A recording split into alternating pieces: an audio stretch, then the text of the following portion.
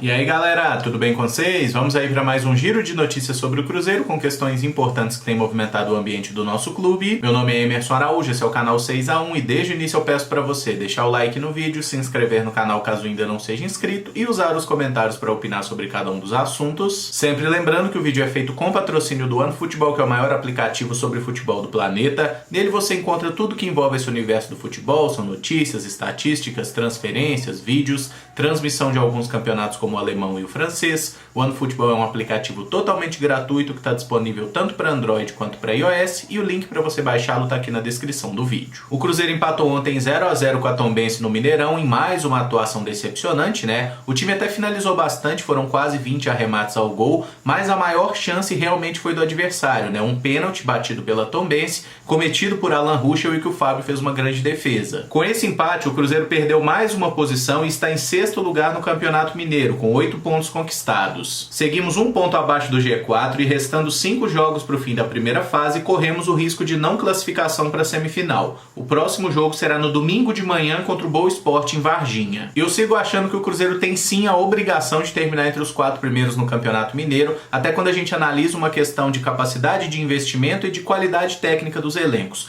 Hoje a gente tem o América e o Atlético, que são times que estão na Série A do Campeonato Brasileiro e até por isso recebem mais dinheiro que o Cruzeiro. Então eles têm condição de investir mais. Agora todos os outros adversários estão na Série C para baixo do futebol brasileiro. Então são times que arrecadam menos e o Cruzeiro tem sim a obrigação de se impor melhor contra esses times, de trazer melhores resultados. O técnico Felipe Conceição disse ter visto evolução na equipe em relação aos últimos jogos e classificou que tivemos 65 minutos de controle e bom futebol. Que o Tombense chegou bem na reta final pelo desgaste do nosso time e que os erros de finalização foram causados pela ansiedade. O que eu discordo totalmente na avaliação do Felipe Conceição é essa questão de 65 minutos de bom futebol. Eu achei que o Cruzeiro começou bem os dois tempos, tá? Mas se for somar isso aí, vai dar uns 30, no máximo 40 minutos em que eu achei que o Cruzeiro jogou bem. Depois a gente foi perdendo a intensidade, perdendo o ritmo. Não é que a Tombense tenha feito um grande jogo também não, tá? O Cruzeiro na maior parte do jogo foi melhor que o adversário, teve mais a bola, buscou mais o gol.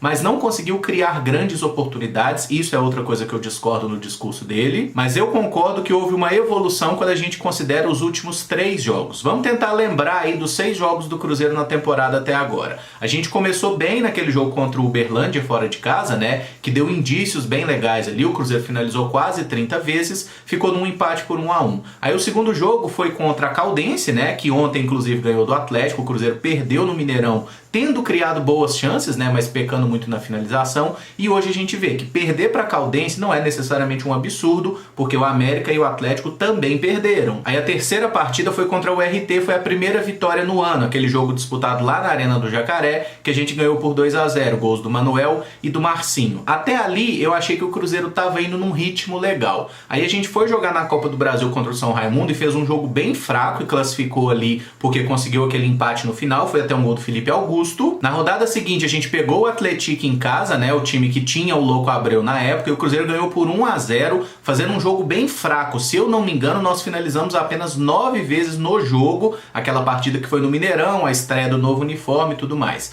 Ganhamos por 1-0 ali, gol de pênalti do Marcelo Moreno. E no último jogo, antes da pausa do futebol, foi o pior jogo do Cruzeiro na temporada, que foi a derrota para o América por 1-0, em que o primeiro tempo a gente foi um time covarde, que não fazia porcaria nenhuma em campo. No segundo deu uma melhoradinha, mas não foi o suficiente para levar perigo ao gol dos caras. Então, quando a gente analisa os 3 últimos jogos, eu acho que sim, o Cruzeiro deu uma evoluída e voltou àquele patamar das 3 primeiras partidas da temporada. Isso é satisfatório? É claro que não. Toda vez que o Cruzeiro recebe um time do interior no Mineirão, a gente naturalmente considera que a obrigação do Cruzeiro é conseguir a vitória. Jogando bem, jogando mal, na marra, seja como for, a gente tem que conseguir trazer os resultados e não tá conseguindo. E aí tem uma questão a analisar que tem a ver com a nossa expectativa. Toda vez que o Cruzeiro vai pegar um time de menor investimento, a gente tem uma expectativa de que vai assistir o jogo esperando aquele Cruzeiro de 2013 e 2014, que foi o último grande Cruzeiro que a gente teve. Porque esse Cruzeiro que ganhou 2 Copas do Brasil,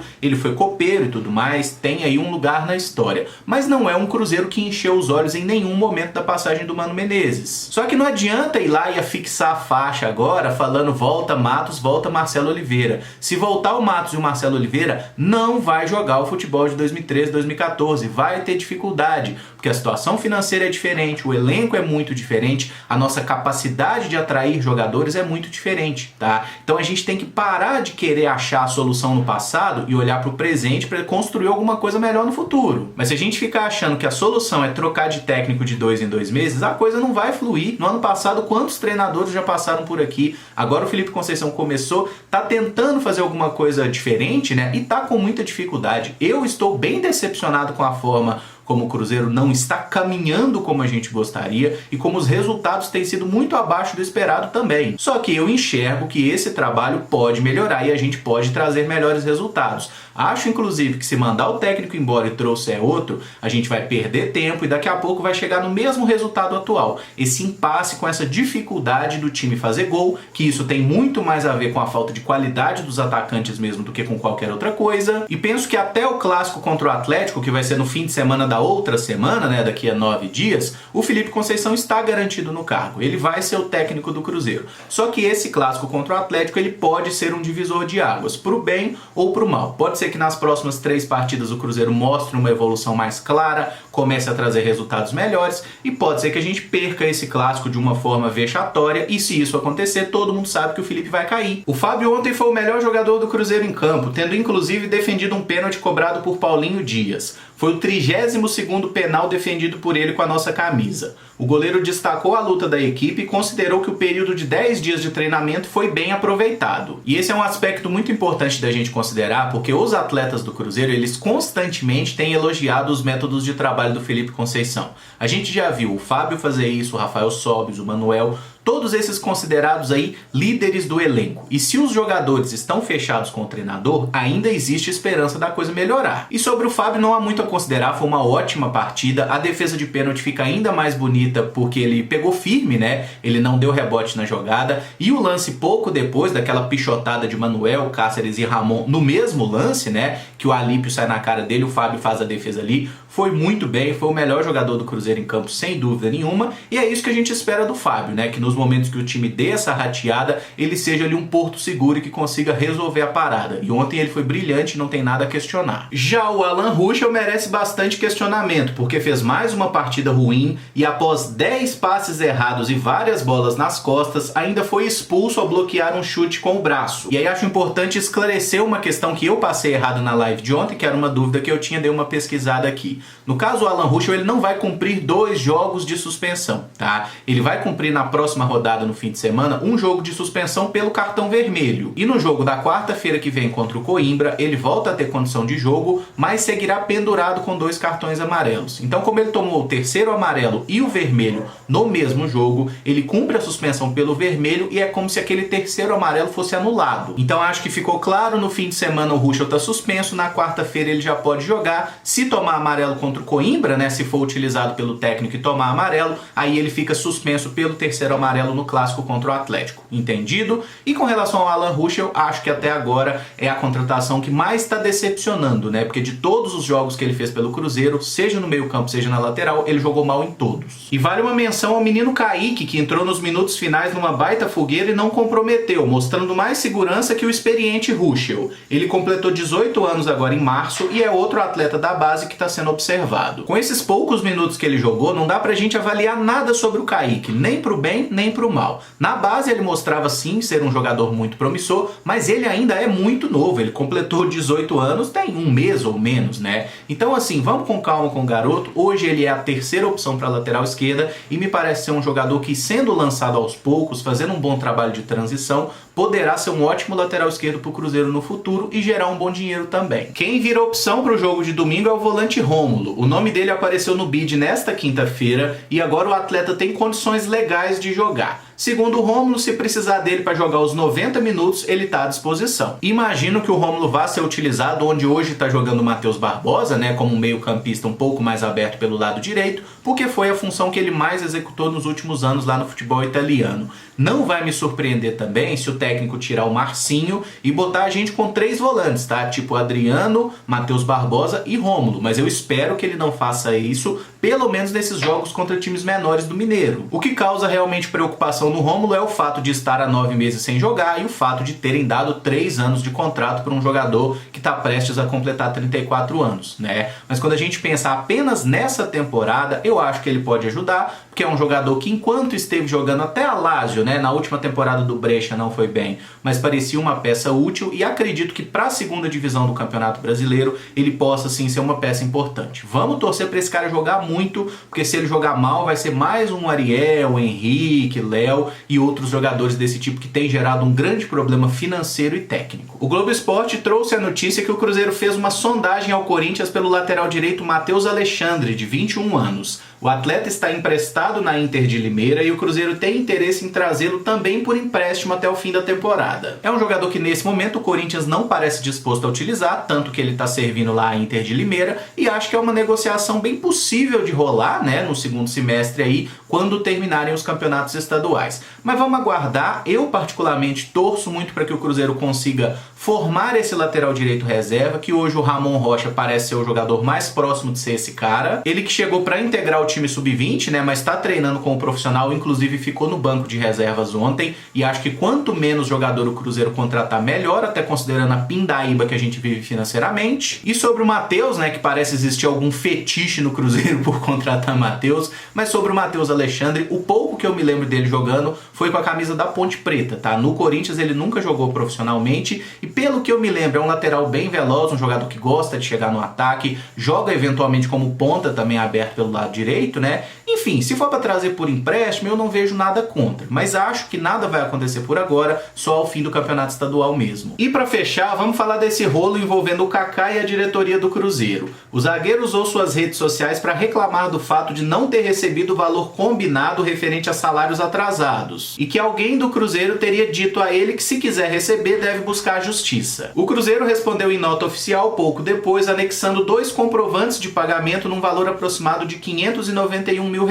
O clube reconheceu que ainda falta uma parte a ser paga no valor de 251 mil que tem vencimento para hoje, 2 de abril, e que esse montante não foi quitado porque as contas estão bloqueadas, mas que vai pagar assim que for possível. O Kaká respondeu a essa última publicação prometendo que haverá um novo capítulo hoje. É uma situação mal explicada porque o Kaká deveria falar de forma bem clara qual foi a pessoa que disse: se você quiser receber, procure a justiça. Tem que dar nome aos bois, sim, tá? Mas com relação à publicação que o Kaká fez e a resposta do Cruzeiro, o Kaká disse: não me pagaram o que combinaram. Ele não disse não me pagaram nada. E o Cruzeiro mesmo confirmou que não pagou tudo o que combinou com ele. Se você promete me pagar R$10 e me paga R$8, você não pagou tudo que combinou pra mim, e o jogador tem sim o direito de reclamar. E se o jogador vai reclamar e o clube manda ele procurar a justiça, convenhamos que é uma situação bem desagradável, né? Até quando a gente considera o histórico do Kaká, que é um cara que sempre agiu de forma muito correta com o Cruzeiro. E como ele mesmo lembrou, né? Tava 4 meses de salário atrasado, poderia ter buscado a justiça para sair de graça sem pagar nada para o clube. O Kaká ainda abriu mão de uma parte do que ele receberia pela venda ao futebol japonês, né? Ele tinha 10% do passe e recebeu aproximadamente 7% do valor. Então foi um cara que fez alguns esforços para facilitar a negociação, para ajudar o Cruzeiro, e ele é, digamos assim, né? O pagamento que ele recebe é um calote. E o Kaká sempre passou muita verdade para a torcida enquanto atleta do Cruzeiro. Até naquele episódio mais conturbado que ele viveu foi a apreensão com posse de maconha, né? Ele foi lá, assumiu o BO, pediu desculpa e conseguiu recuperar a vaga dele no elenco, treinando, jogando da forma como tem que ser. Ele nunca foi um jogador que se escondeu, ele não tem um histórico de contar mentira, de dar caô, e a diretoria do Cruzeiro é bem diferente disso. Toda semana aparece uma notícia diferente que a diretoria fez um combinado e não cumpriu. O mais recente foi do Jean, volante, né, que estava aqui emprestado pelo Palmeiras. Foi quarta-feira, no último vídeo de notícia, a gente falou sobre isso, inclusive, que era parcela de R$40 mil e o Cruzeiro não pagou para o jogador foi lá procurar uma satisfação e o clube nem respondeu. Então o histórico da diretoria do Cruzeiro pesa muito contra, não tem como a gente duvidar da palavra do Kaká. Mas o que mais me preocupa na situação não é o Kaká especificamente, porque ele já não é atleta do Cruzeiro, ele já rescindiu, ele vai jogar no Japão, então se virar uma ação na justiça, paciência, só mais uma ação na justiça. Agora a questão é o exemplo que fica para os outros jogadores. jogadores, porque a gente está vendo a dificuldade que o Cruzeiro tem e como a diretoria não consegue pagar o salário em dia. Então daqui a pouco vão ter jovens jogadores do Cruzeiro com 3 meses de salário atrasado de novo. E aí o cara lembra, bom, o Kaká, que é formado no clube desde menino e não sei o que, quando foi para sair, ele fez um esforço, segurou a onda, não entrou na justiça, né, para tentar ajudar o clube. E como que o clube tratou ele? Sacaneou o cara, não pagou o combinado. Então esse exemplo que é o mais preocupante, né, que os outros jogadores vão pensar, vale a pena eu segurar a onda e eu tentar ajudar o clube? Será que eu posso confiar na palavra desses caras? Infelizmente a gente sabe que não. Então vamos aguardar esses novos capítulos prometidos, né, mas a minha torcida sincera é para que o pessoal do Cruzeiro procure o Kaká e não fique nessa guerrinha de nota oficial. Não é assim que a coisa funciona. É procurar o jogador e falar, Kaká, realmente vacilamos, prometemos pagar tanto e pagamos menos, porque não teve como. Mas aqui, ó, nós vamos dar um jeito, nós vamos te pagar, acerta com o cara, encerra esse barraco, cara. É uma coisa muito desnecessária. A imagem do Cruzeiro já tá ali, né, na beirada do bueiro, não precisa chutar lá pra dentro. E que ironia essa cobrança do Kaká pra diretoria do Cruzeiro vir num dia 1º de abril, né, o dia da mentira, que é uma prática que essa gestão parece realmente especializada em fazer. Eu duvido que o Kaká tenha pensado nisso, mas o timing foi impressionante, né, e o Sérgio e a diretoria apaixonadamente loroteira tem sim que dar uma explicação e correr atrás de pagar isso aí. Encerro o vídeo por aqui. Se você gostou, eu peço que deixe o like, se inscreva no canal caso ainda não seja inscrito e use os comentários para opinar sobre cada um dos temas. Muito obrigado por acompanhar, um abraço e até o próximo vídeo. Valeu!